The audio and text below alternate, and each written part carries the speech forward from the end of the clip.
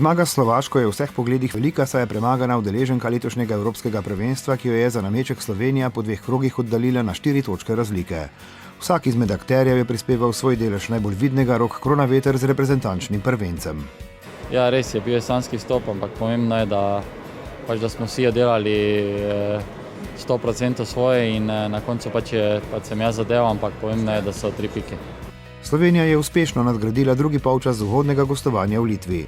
Slovake je s pravo mero borbenosti oddalila od svojega gola in jim ni dovolila, da bi razvili svojo igro, od katere so odrezali tudi njihovega prvega zvezdnika Mareka Hamšika.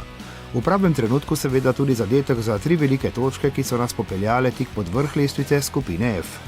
Po enem čudnem tednu na koncu prišla ta zmaga zaslužena.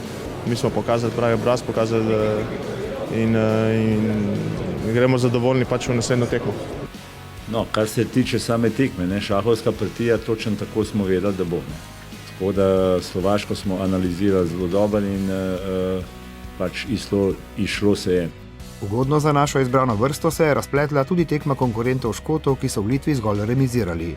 Še dodatna spodbuda za tekmo 3. kroga z veliko Anglijo pred polnimi Stožicami.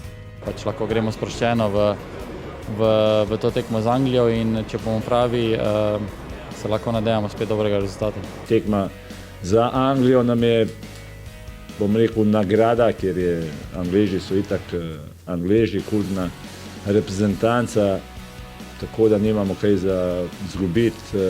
Poskušali bomo narediti maksimum tudi na tekmi z Angleži. Oni bodo spet favoriti, ampak nogomet včasih ti prinese kaj zelo pozitivnega.